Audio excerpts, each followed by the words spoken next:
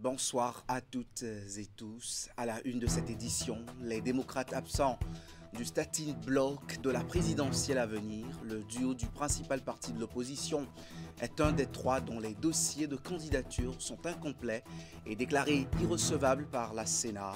La liste provisoire des candidatures retenues cet après-midi affiche au tableau les duos Wadaini Talata et Rompé Rouane. Session extraordinaire des présidents des autorités de régulation nationale d'électricité. Hier à Cotonou, sous l'égide de la CEDEAO, l'AREC a tenu la rencontre pour franchir les barrières persistantes en matière de souveraineté énergétique des États. C'était à l'orée de la deuxième phase du marché régional d'électricité. Pollution et forte minéralisation des eaux souterraines, les parties prenantes au projet NBITAS réfléchissent à de nouvelles alternatives pour sauver la vie de nombreuses populations et leurs activités économiques. Les travaux de Cotonou durent 3 jours.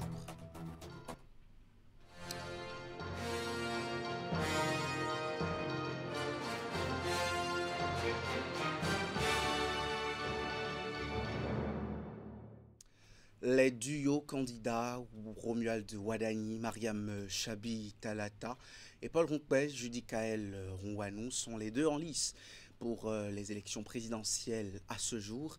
Ce sont les deux duos retenus par la Sénat sur les 5 ayant déposé des dossiers de candidature. La Commission électorale nationale autonome l'a fait savoir en rendant public cet après-midi la liste provisoire des candidats retenus pour les élections du 12 avril prochain. Seuls ces deux ont été jugés conformes aux exigences légales. Les 3 autres ont été déclarés irrecevables. Selon la décision de l'institution, les duos validés ont des dossiers complets et conformes aux dispositions du Code électoral après examen. Les candidatures portées par Anatole Ouinsavi et Kaosarat Bello, Renaud Agbojo et Jude Lodjou, ainsi que Elisabeth Agbosaga et Boni Neto Gansaré, ont été rejetées pour irrégularité. Ces duos disposent d'un délai de 48 heures pour introduire un recours devant la Cour constitutionnelle.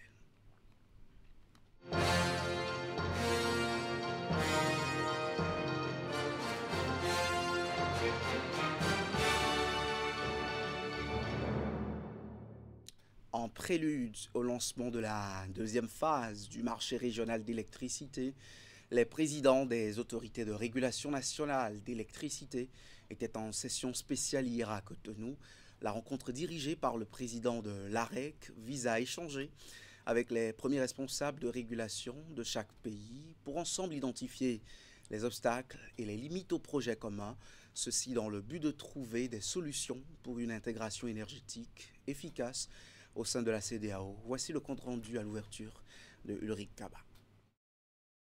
Cette rencontre, qui se déroule quelques heures seulement après la 24e réunion des comités consultatifs de l'AREC, tenue les 21 et 22 octobre 2025 à Cotonou, se veut stratégique pour les organisateurs. Les présidents des autorités de régulation nationale se réunissent en session spéciale, une mobilisation au sommet pour faire face aux défis persistants qui freinent l'intégration énergétique en Afrique de l'Ouest. Je n'ai pas besoin de vous décrire l'importance de cet enjeu. J'imagine que dans cette salle, nous sommes tous convaincus de l'intérêt de cette ouverture du marché, mais aussi nous sommes tous convaincus du fait que les effets bénéfiques attendus ne pourront se matérialiser que si nous arrivons à mettre en place un ensemble de règles de fonctionnement efficaces, acceptées de tous, dont l'ensemble des participants au système sera convaincu qu'elles permettent de garantir la fiabilité dans le déroulement des transactions. Cette session spéciale est conduite de main de maître par Laurent Tossou, qui, depuis sa prise de fonction à la tête de l'autorité de régulation régionale en juillet 2022, insuffle une nouvelle dynamique au marché régional. Son objectif est de rendre l'intégration énergétique de la CEDEAO plus efficace et plus efficiente.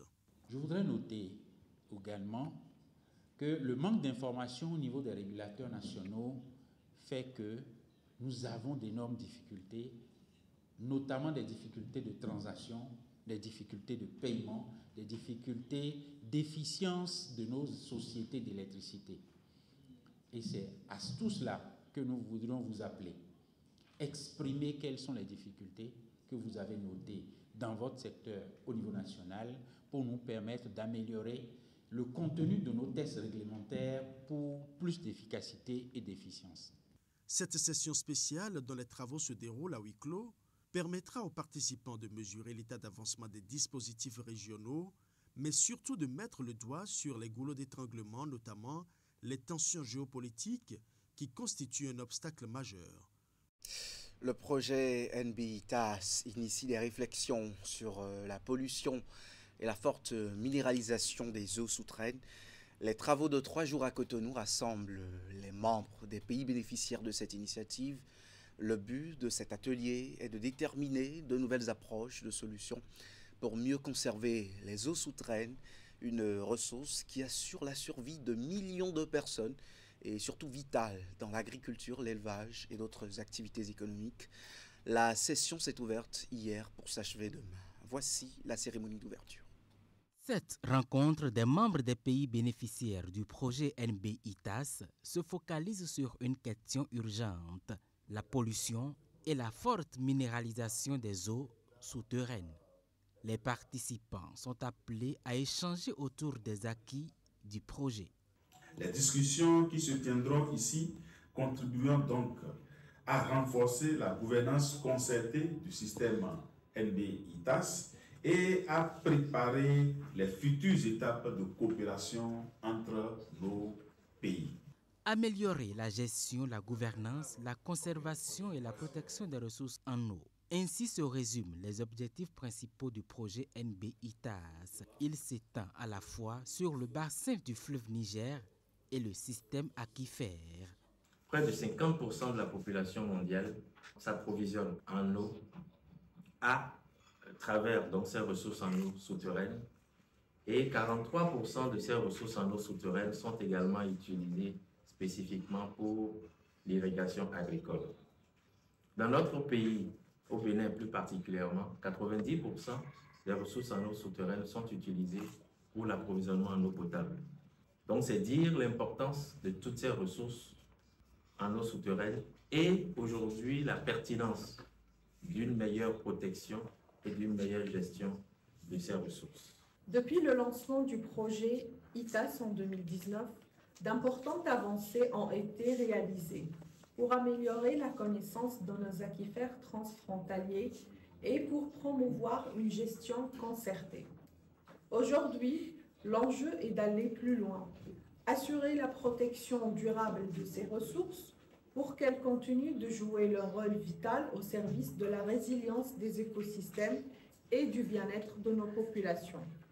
Les défis sont nombreux, mais ils représentent aussi une opportunité d'action collective.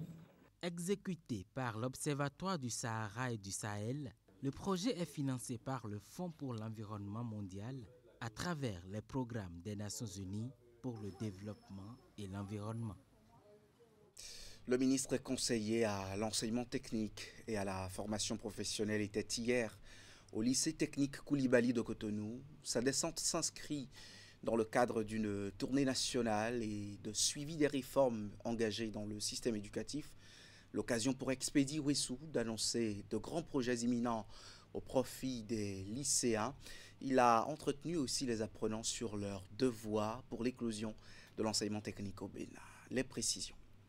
La descente du ministre conseiller à la formation technique et professionnelle Expédie Ouessou, ici au lycée technique Koulibaly de Cotonou, a suscité un grand engouement. Élèves, enseignants et responsables administratifs se sont mobilisés pour faire de cette visite un moment inoubliable. Elle s'inscrit dans le cadre d'une tournée nationale destinée à s'enquérir des réalités des lycées et à suivre l'évolution des réformes engagées dans le secteur. Nous nous sentons accompagnés. Nous voyons que les autorités sont près de nous. Et là, nous sommes encouragés, motivés et continuer par travailler avec les collègues enseignants et pour que vive l'enseignement technique et la formation professionnelle. C'est la marque de l'importance que le gouvernement du président Patrice Talon accorde à l'émergence de l'enseignement technique, de la formation professionnelle et de la modernisation de nos lycées. Devant cette communauté éducative, le ministre conseiller a salué les efforts des encadreurs et encourager les apprenants à plus d'assiduité. Nous vous promettons surtout, nous aussi, plus tard, à contribuer également à la formation technique et professionnelle des générations futures. Il a surtout annoncé le démarrage imminent des travaux de construction de plusieurs lycées à travers le pays. Nous partons d'ici en nous disant que d'ici après-demain ou la semaine prochaine, les dates vont être données pour le démarrage de la phase physique des lieux qui doivent recevoir les lycées techniques. Le Conseil des ministres a autorisé le recrutement de 300 conseillers pédagogiques. Je pense que c'est une bonne chose. Ça fait longtemps que nous attendons ça. Si on veut que les réformes réussissent dans l'enseignement technique, nous avons besoin d'inspecteurs, monsieur le ministre conseiller. Nous avons besoin de conseillers pédagogiques. Nous n'en avons pas suffisamment actuellement. Je voudrais que dans les 300 qui sont prévus, qu'on a fait une bonne partie à l'enseignement technique pour démontrer par A plus B que les réformes peuvent vraiment inverser la tendance. À travers ces initiatives, le gouvernement réaffirme sa volonté d'améliorer les conditions d'apprentissage et de renforcer la qualité de la formation technique et professionnelle. Prochaine étape de cette tournée, le lycée technique de Kondéou, toujours à Cotonou.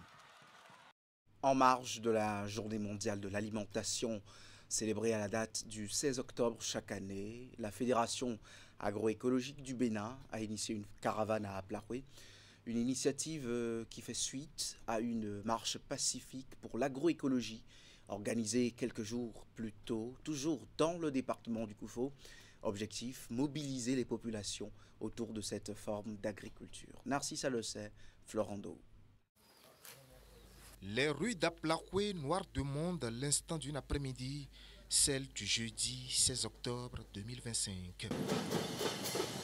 Le réseau Djinoukon et la Fédération agroécologique du Bénin y ont mobilisé des populations pour parler de l'agroécologie en marge de la célébration de la Journée mondiale de l'alimentation. C'est donc pour dire aux gens, il y a une autre façon de produire pour maintenir la fertilité des sols, pour avoir de bons rendements et pour avoir des aliments de qualité. Avoir des aliments de qualité pour préserver la santé des populations contre toutes sortes de pathologies.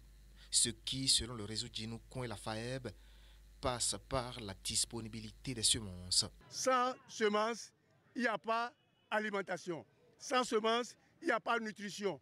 Sans semences, il n'y a pas indépendance alimentaire. Sans semences, il n'y a pas droit à l'alimentation. C'est ça, là, c'est ça. Et nous devons préserver nos semences paysannes.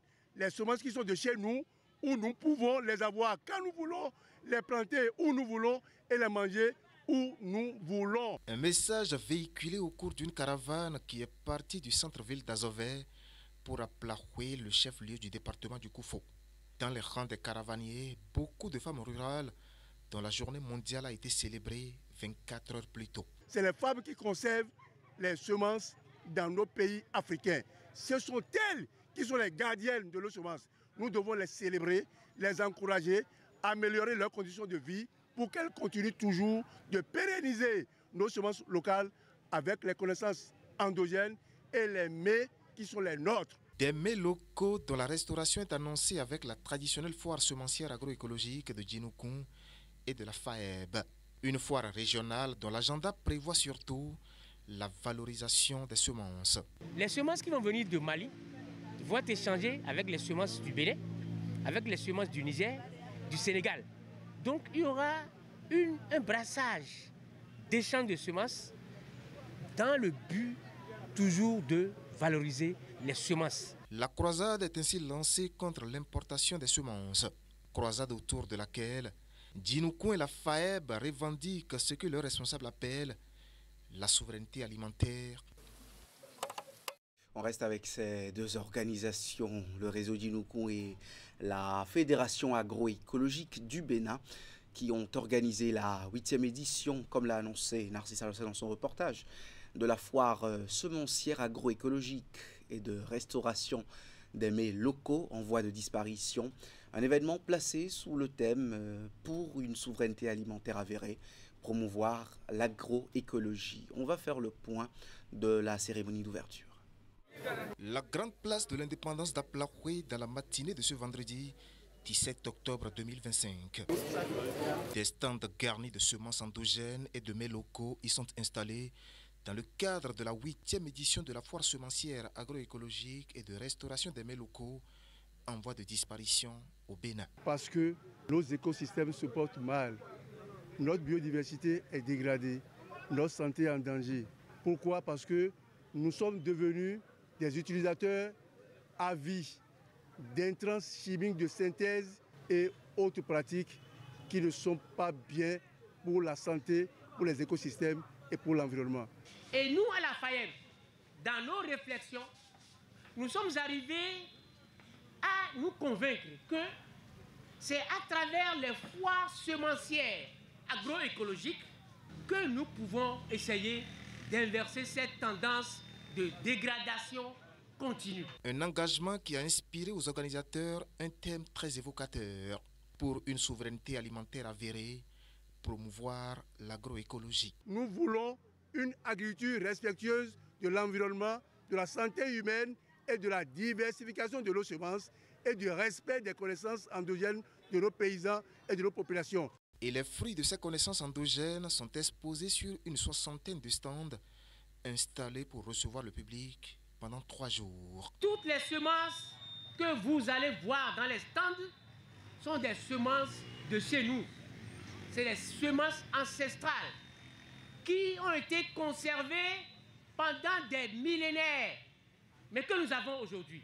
3 jours donc pour montrer au monde entier la richesse et la diversité des semences, mais aussi des mets locaux jadis connus en Afrique. Comment nous produisons à partir de nos semences? Quand nous produisons pour que l'alimentation et la nutrition reçoivent vraiment l'attention requise. Parce que le développement économique, social, harmonieux du Bénin rentre dans les prérogatives, dans les activités du Conseil économique et social. Les forains, eux, sont venus de plusieurs pays d'Afrique et même de l'Occident. Le réseau Djinoukoun et la Fédération agroécologique du Bénin tiennent ainsi le pari d'un combat, celui d'instaurer l'agroécologie dans les habitudes agricoles en Afrique. Même registre dans le Septentrion. Cette semaine est consacrée à la valorisation des produits made in Bénin à Parakou. L'explanade du marché Zongo vibre au rythme de l'édition 2025 de la foire interdépartementale du Borgou et de la Liborie, une initiative de la direction départementale de l'industrie et du commerce dans le cadre du mois d'octobre, mois du consommant local. La cérémonie de lancement s'est déroulée en présence d'autorités politico-administratives. Jacques Degbé, Socrate Dantolé. Investissement agro-industriel, valorisation des savoir-faire locaux et accès au marché, c'est le thème de cette foire interdépartementale placée sous le haut patronage des préfets du Borgou et de la Liborie. L'événement, organisé dans le cadre du mois d'octobre, mois du consommant local, vise principalement à promouvoir la consommation des produits fabriqués dans les départements du Borgou et de la Liborie. Pour mettre en œuvre cette thématique, une attention particulière a été portée à 5 produits phares de notre pays, notamment le poulet, le manioc, le miel, le sésame qui est une nouvelle filière porteuse de valeur ajoutée en pleine émergence et le secteur des cosmétiques. À travers cette foire, la DEDIC Borgou à Liborie vise de façon spécifique à soutenir les micro, petites et moyennes entreprises pour la visibilité de leurs produits, permettre aux visiteurs de découvrir et d'apprécier les produits made in Bénin et offrir à la population des aliments nutritifs sains à un prix abordable. Je voudrais inviter chacun et chacune à faire sien l'esprit du consommant local. Acheter local, c'est investir dans l'avenir de notre pays. C'est soutenir nos jeunes entrepreneurs, nos artisans, nos femmes transformatrices et plus largement, c'est bâtir un Bénin prospère à partir de ses propres racines. Une semaine durant, l'esplanade du marché Zongo de Parakou sera donc le point d'un rendez-vous d'affaires où les produits locaux, qu'il s'agisse de nourriture, de vêtements, de produits artisanaux et d'autres biens de consommation, seront exposés aux visiteurs. C'est donc avec une grande fierté que nous soutenons pour la 3e année consécutive cette belle initiative nationale Consommons local. Car promouvoir le local, ce n'est pas seulement un choix économique, c'est un engagement nutritionnel, social et patriotique. La cérémonie de lancement a pris fin par une visite de stand, occasion pour les officiels de constater de visu le génie béninois. Les membres du Creuset, DBK, Entendé, Daouga, Barthélémy Kassa, c'est nous, ne sont pas restés en marge de la commémoration des 10 ans de décès du général Mathieu Kérékou. Profitant de la célébration des noces d'étain de leur Creuset, ils ont initié dans le cadre de cet anniversaire une série d'activités dans la ville de Nati Tengou. L'une d'entre elles est la marche sportive suivie d'un fitness au stade municipal dénommé Nati Tengou en marche, une messe d'action de grâce en mémoire du général président et un concert géant était aussi au programme. Alassane Harouna. Une marche sportive le long de l'axe principal de la ville de Nati Tengou en cette matinée du samedi 18 octobre 2025. C'est la toute première d'une série de manifestations initiées par les membres du Creuset DBK Senou pour célébrer leur noce d'étain, une décennie qui coïncide avec la commémoration des 10 ans du décès du général Mathieu Kérékou. Partis de la maison TV5, les marcheurs mobilisés autour de l'honorable Barthélémy Kassa vont parcourir environ 5 km avant de chuter au stade municipal de la ville, l'instant d'un fitness. On a décidé, en marge du 10e anniversaire du décès de notre feu papa, le général Mathieu Kérékou, organiser une activité sportive que nous avons dénommée Nati Tengou en marche. Une excellente chose d'être avec les jeunes. Il faut toujours être aux côtés des jeunes, partout où ils se trouvent. Juste après cette randonnée sportive, voici les membres de DBK aux côtés de la famille Kérékou pour une messe d'action de grâce dédiée au feu général président. Dans une ambiance de convivialité, les membres de ce Creuset vont se donner rendez-vous dans l'après-midi pour échanger autour des élections générales à venir, recevoir les conseils de leurs mentors en vue des projections futures. Cela fait aujourd'hui 10 ans que nous avons pris cette initiative avec bien sûr la bénédiction de l'homme lui-même présent ce soir. 10 ans nous avons passé dans les coulisses à bénéficier de ses conseils, à nous abreuvoir de sa source. 10 ans et après 10 ans, il était temps qu'on s'arrête. Chers camarades, moi je tenais exceptionnellement à vous dire merci. Merci pour la confiance. Reconnu pour sa modestie et son humilité légendaire, l'honorable Barthélémy Kassa reconnaît l'engagement et la loyauté de ces hommes et femmes, mais refuse d'être célébré. On ne célèbre pas un homme, j'aime pas ça souvent, mais j'aime bien qu'on célèbre la fraternité. DBK, à mon sens, c'est une fraternité ouverte à tout celui qui veut réussir et qui croit au développement de la Pendiari. D'abord, nous avons choisi ce modèle de la Pendiari que nous tentons d'implémenter dans le reste des régions. À l'avenir, pensons à en faire une fondation. Dans la soirée, c'est ce géant concert ayant mobilisé les artistes de la musique locale qui a tenu en haleine jusqu'au petit matin le public nantais à la maison TV5.